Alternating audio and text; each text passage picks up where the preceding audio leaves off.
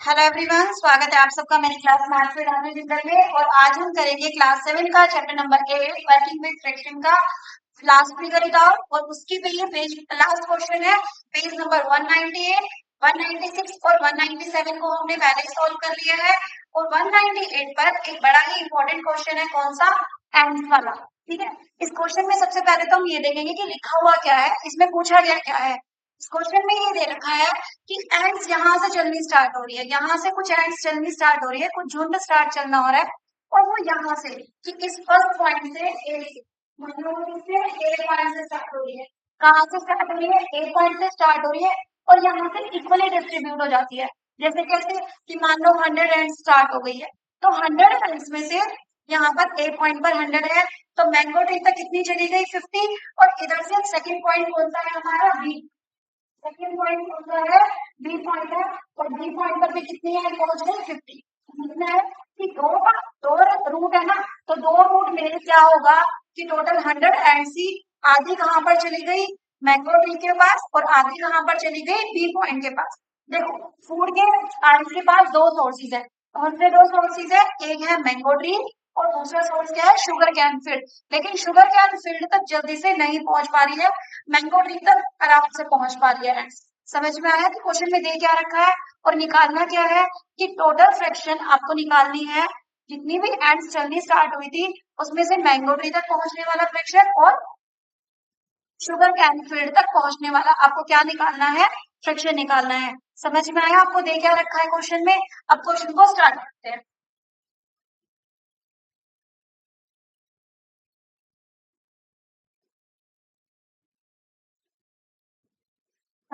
Starting में हम क्या लिखेंगे? Let ants at point A. Let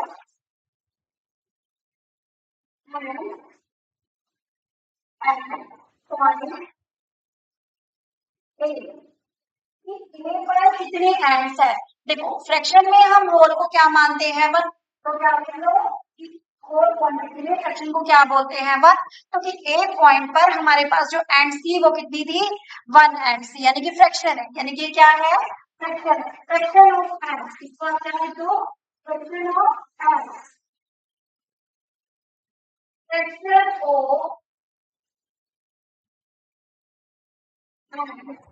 point A. Clear है?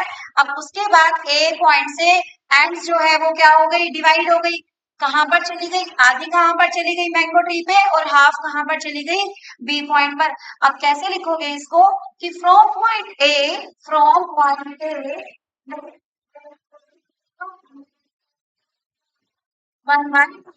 1/2, यानी कि हाफ कहां पर चली गई? मैंगो ट्री के पास। तो क्या लिखोगे? चलो, and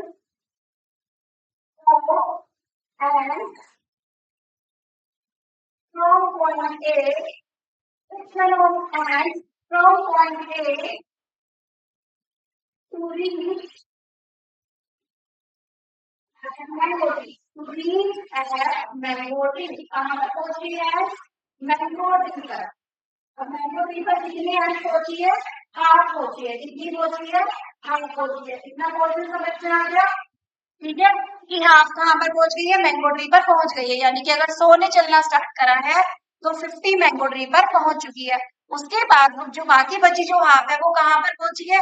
वो बी पॉइंट पर पहुंची है। तो आप क्या लिखोगे? At point B. Now at now at point B ants are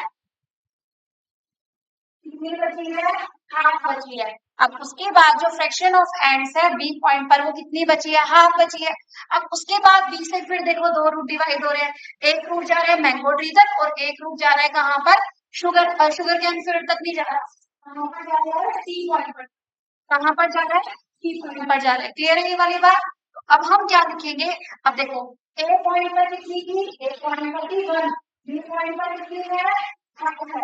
और बी पॉइंट के बाद अब हाफ, अब बी पॉइंट के बाद हाफ कहाँ चली जाएगी? इधर। और हाफ कहाँ चली जाएगी? सी पॉइंट पर। यानी कि हाफ का भी क्या करोगे? हाफ। अब हाफ का हाफ कैसे करोगे? हाफ का हाफ कैसे करना है? इनसे क्या करना है? हमें डिवाइड करना है। डिवाइड करोगे तो क्या आएगा? ये आ जाएगा हमारा 1/4। कैसे आया?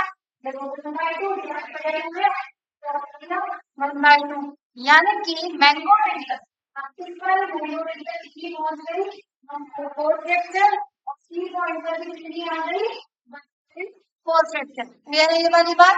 अब फिर से हमें लिखना पड़ेगा कि fraction of ants from point B, fraction of ants, fraction of ants from point B to reach mango tree. Mango tree तक कितनी पहुंच गई, ये हमारी पहुंच गई कितनी 1/4, ये हमारी कितनी पहुंच गई 1/4, तो सी पॉइंट पर भी कितनी आ गई 1/4। Now at point C, at point C ants जो है फ्रैक्शन ऑफ एंड जो है वो कितनी है 1/4, कितनी है 1/4। अब सी पॉइंट से आप ध्यान से देखो तो रूट कितने डिवाइड हो रहे हैं, सी पॉइंट से 4 रास्तों में डिवाइड, 4 रास्ते डिवाइड हो रहे हैं, यानी कि सी पॉइंट से 4 रूट्स निकल रहे हैं, एक ये वाला, एक ये वाला, एक ये वाला और एक ये वाला, यानी कि इस बार एंड दो ग्रुप में डिवाइड नहीं हो रही, कितने ग्रुप में डिवाइड हो रही है 4 ग्रुप में, यानी कि हर ग्रुप तक हर हर रूट से 1/4 हो जाएगा। जैसे मान लो 100 एंड्स है तो 25 इस रूट पे, 25 इस रूट पे, 25 इस रूट पे और 25 इस रूट पर, ऐसे करना है, यानी कि 4 पार्ट्स में डिवाइड करना है 1/4 को। तो 4 पार्ट्स में कैसे डिवाइड करोगे, हमें क्या करना है, देखो 2 रूट में डिवाइड हो रहा था तो 2 से डिवाइड कर दिया, 4 पार्ट्स में डिवाइड हो रहा था किससे डिवाइड कर देंगे 4 से, क्या हो जाएगा 1/4 मल्टीप्लाई 1/4, ये कितना आ गया 1/16, यानी कि इस रूट से भी कितनी पहुंच गई 1/16, इस पार्ट से कितनी पहुंच गई 1/16, और ये जो हमारा शुगर कैन है यहाँ पर भी, और ये हमारा बी पॉइंट है, यहाँ पर भी कितनी एंड्स आ गई 1/4, 1/16, समझ में आ गया। अब देखो, अब सी पॉइंट से मैंगो ट्री तक जाने वाली जो फ्रैक्शन ऑफ एंड्स है हम क्या लिखेंगे अब, from point C fraction of ants, fraction of ants from point C to reach, देखो मैंगो ट्री को ऐसे ही दे दो एंड, चलो थोड़ी मैंगो ट्री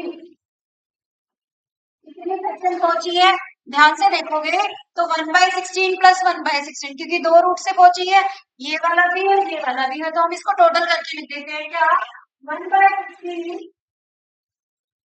1/16 प्लस 1/16, कितनी पहुंच गई 1/16 प्लस 1/16, 2 रूट से पहुंची है।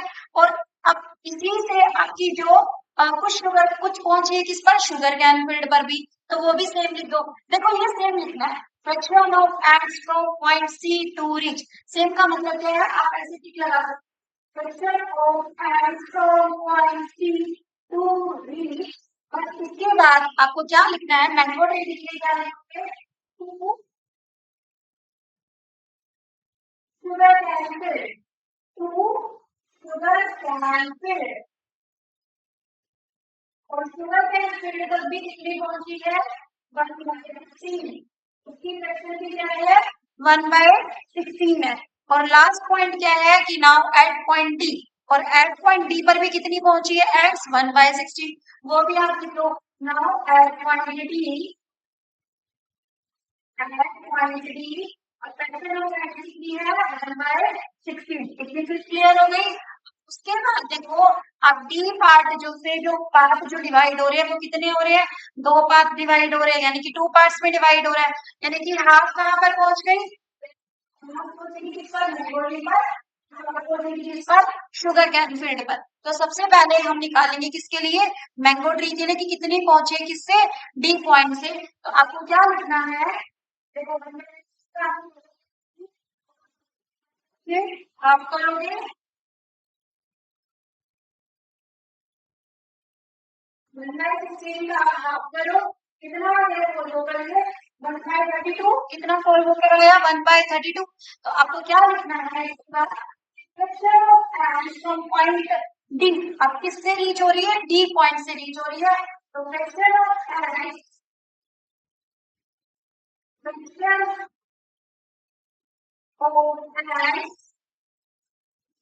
from quantity to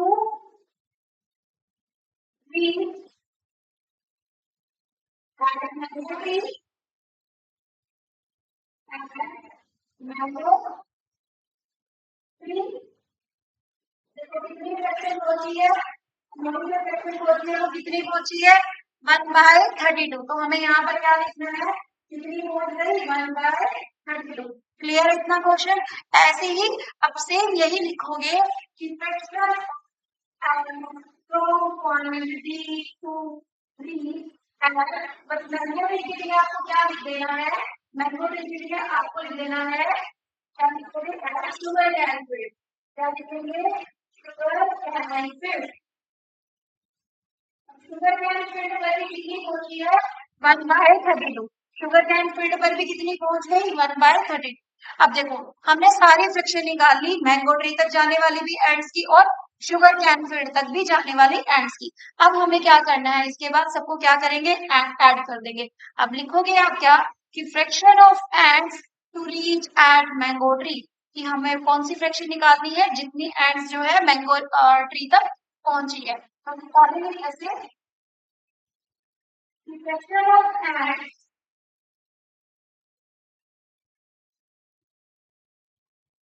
to reach mango tree. देखो मैंगो ट्री तक अगर जाने वाली जितनी फ्रैक्शंस है सबको क्या करना है? बेसिकली सबको आपको क्या करना है? ऐड करना है। अब ऐड करना है, देखो ये आ गया 1/4, 1/4, 1/16, 1/16 और वो क्या था हमारा? 1/32। यहाँ पर तो फ्रैक्शन देखो कितनी थी? 1/32 कितनी थी? 1/32 और यहाँ पर भी कितनी आ गई? 1/32। सारी फ्रैक्शंस को हम क्या कर देंगे? ऐड कर देंगे। देखो ऐड रफ में आपको करके दिखा देती हूँ, आप करके देखो कि 1/4 प्लस 1/4 प्लस 1/16 प्लस 1/16 प्लस में 1/32 प्लस क्या करेंगे? 1/4 प्लस 1/4 प्लस 1/16 प्लस 1/16 प्लस में 1/32। पहले क्या लेंगे? एलसीएम लेंगे। एलसीएम कितना आ जाएगा? 32। फिर सॉल्व कैसे करेंगे? देखो 1/4 और 1/4 सॉरी 1/4 नहीं है, यहाँ पर कितनी पहुंची थी? 1/2 पहुंची। यहाँ पर कितनी पहुंची थी हमारी? शुरू में तो कितनी पहुंची थी? हाफ ही पहुंची थी। यहाँ पर पहुंची थी, आप क्या लिखोगे? 2 लिखोगे। 4 की जगह क्या लिखोगे? 2। देखो यहाँ पर लिख रखा है मैंगो ट्री तक जाने वाली जो एंड से शुरू में कितनी पहुंची थी? एक पॉइंट से हाफ ही पहुंची थी। ठीक है, तो इसे 1/4 की जगह क्या लिख देना? 1/2 लिख देना। चलो अब इसे ऐड कर दे। देखो 2 को 32 से क्या करेंगे? डिवाइड। कितना आ गया डिवाइड होकर? 16। यहाँ पर लिख दो क्या? 16। में क्या दे रखा है? 1 दे रखा है। ऐसे ही 4 8 जा 32, तो 4 8 जा 32। यहाँ पर नेक्स्ट में 16 2 जा 32, यहाँ पर क्या आ जाएगा? नेक्स्ट में को 32 से डिवाइड करोगे तो कितना आ जाएगा? 1।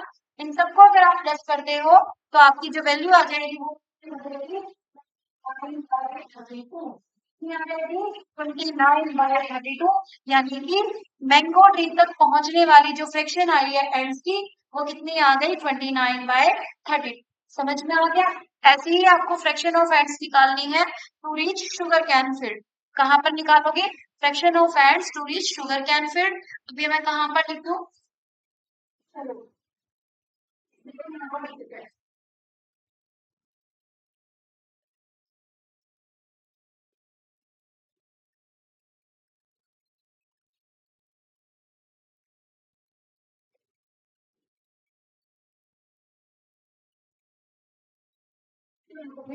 पॉसिबल हो रहा है, एक काम करते हैं, इसको रब कर देते हैं। इसको क्या कर देते हैं? रब कर देते हैं, या बता देना।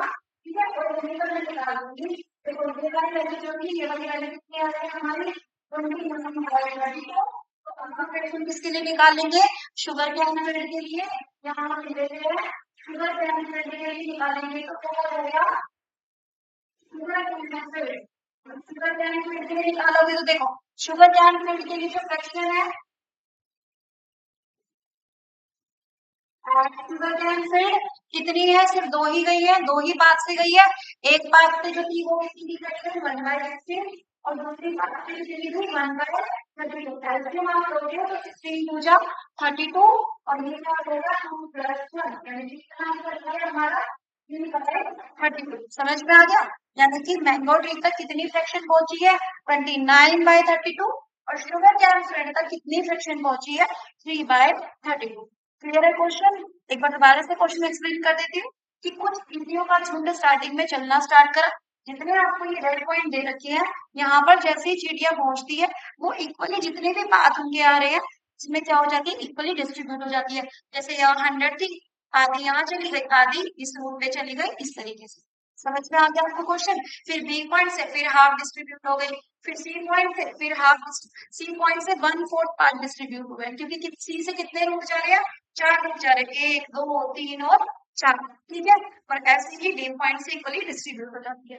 क्लियर है क्वेश्चन? चलो आप इसका स्क्रीनशॉट ले सकते हो। चलो आगे चलते हैं। ये आपका यहाँ पर देखो ना, ये बनता है वो, ये मैंने नीचे इस पॉइंट पर है, ये डी पॉइंट पर है, ये सब सही है। चलो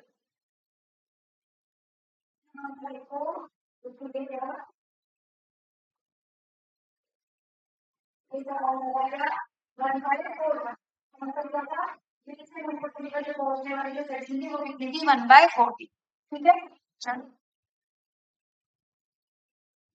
अब नेक्स्ट क्वेश्चन तो बहुत आसान है, वो वाला क्वेश्चन थोड़ा टेढ़ा था, मुश्किल था, बाद में प्रैक्टिस करोगे तभी आएगा। उसके बाद हम ये वाला क्वेश्चन सॉल्व करेंगे। इस वाले क्वेश्चन में क्या दे रखा है कि ये वाला पैटर्न फॉलो करना है हमें। कौन से वाला पैटर्न फॉलो करना है, ये वाला, कि 1 - 1/2 की वैल्यू क्या है, उसके अकॉर्डिंग फिर इसकी वैल्यू क्या है, फिर इसकी वैल्यू क्या है। सबसे पहले हम निकालेंगे क्या कि 1 - 1/2 की वैल्यू, 1/2 की वैल्यू क्या है, करना क्या है, एलसीएम लेना है। एलसीएम आप लोगों को अच्छे से आता है लेना, फिर भी बता देती हूँ कि कैसे करोगे। डिनोमिनेटर को सेम करना होता है, हर बार किसको सेम करना होता है, डिनोमिनेटर को।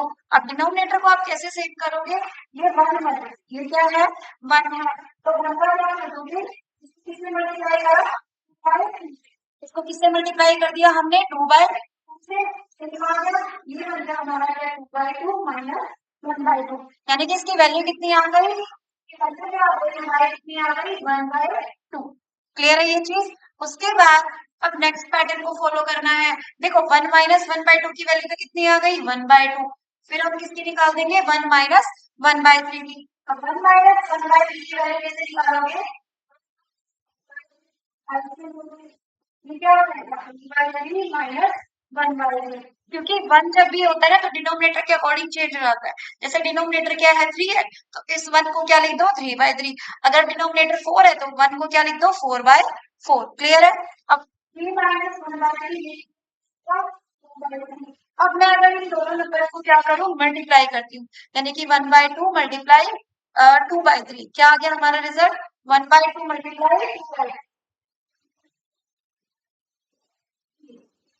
2/3 हो गई। तो इसका आंसर कितना आया है 1/3। क्लियर है ये क्वेश्चन? चलो इसके बाद हम ऐसे अगला पार्ट सोल्व करेंगे। देखो इसकी तो मल्टीप्लीकेशन हमें पता ही है कितनी आई है, यहाँ तक की मल्टीप्लीकेशन हमें पता है कितनी है 1/3 है। अब उसके बाद हमें सॉल्व करना है क्या 1 - 1/4। तो कैसे सॉल्व करोगे, क्या बनाओगे, देखो 1 का क्या बन जाएगा 4/4, क्योंकि डिनोमिनेटर क्या है 4 है, तो क्या लिखोगे -1/4, ये कितना आ गया 3/4।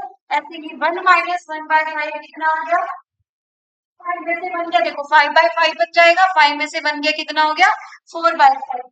3/5 माइनस 4/5, ये हमारा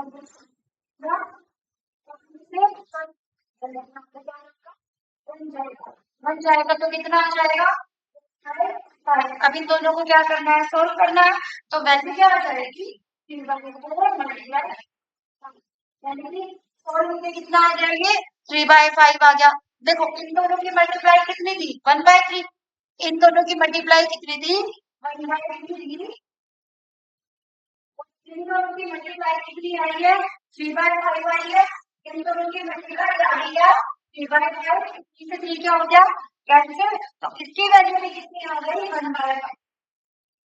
अब इस पैटर्न में आप देख रहे होगे कि एक पैटर्न दिख रहा है अब हमें आंसर के जब हम सॉल्व कर रहे हैं तो उसमें हमें क्या दिख रहा है, पैटर्न दिख रहा है। और पैटर्न क्या कह रहा है कि जब भी हम आंसर निकाल रहे हैं तो न्यूमरेटर किसका आ रहा है, फर्स्ट टर्म का।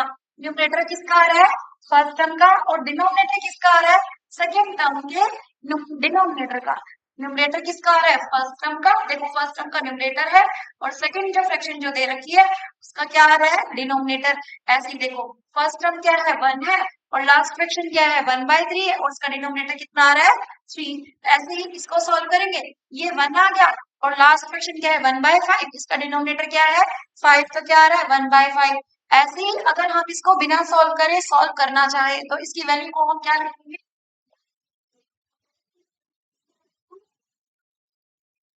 इसकी वैल्यू को हमें क्या लिखना है, डायरेक्ट लिखना है।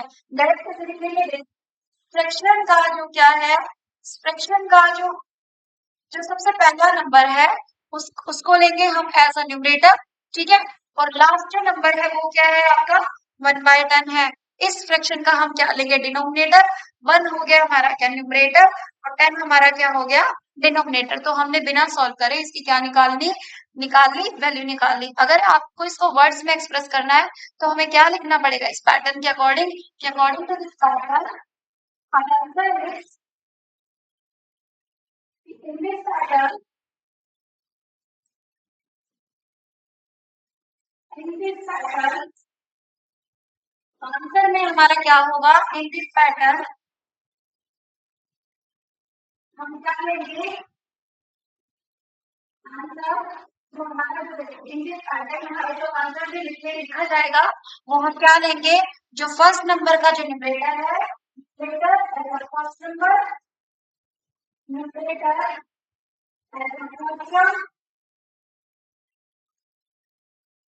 फर्स्ट नंबर जो भी आपको न्यूमरेटर दे रखा है हमने वो ले लिया। और डिनोमिनेटर किसका लेंगे, लास्ट टर्म का। डिनोमिनेटर किसका लेंगे, लास्ट फ्रैक्शन का। एंड डिनोमिनेटर और लास्ट टर्म, डिनोमिनेटर और last term, we get fraction. इस तरह से हमें अपनी क्या मिल जाती है, फ्रैक्शन मिल जाती है। फ्रैक्शन का न्यूमरेटर भी मिल जाता है और क्या मिल जाता है, डिनोमिनेटर भी मिल जाता है। और हम उसको क्या लिख देंगे, अरेंज कर देंगे। देखो फर्स्ट टर्म से हमने क्या ले लिया, न्यूमरेटर ले लिया। ये देखो यही लिखा हुआ है ना, numerator at first of numerator as a first term. तो न्यूमरेटर क्या ले लिया, फर्स्ट टर्म ले लिया। फर्स्ट टर्म से आ गया न्यूमरेटर क्योंकि उसमें डिनोमिनेटर तो है ही नहीं। और डिनोमिनेटर क्या ले लोगे, किसका, लास्ट टर्म का। और ये आपका आ गया 10। तो हमारी जो वैल्यू जो आ गई वो कितनी आ गई, हमारी जो वैल्यू जो आ गई वो कितनी आ गई, 1/10। चलो अब यहाँ पर आपका चैप्टर हो जाता है खत्म। अब इसके बाद मिलते हैं अपने नेक्स्ट वीडियो में next chapter. Okay thank you.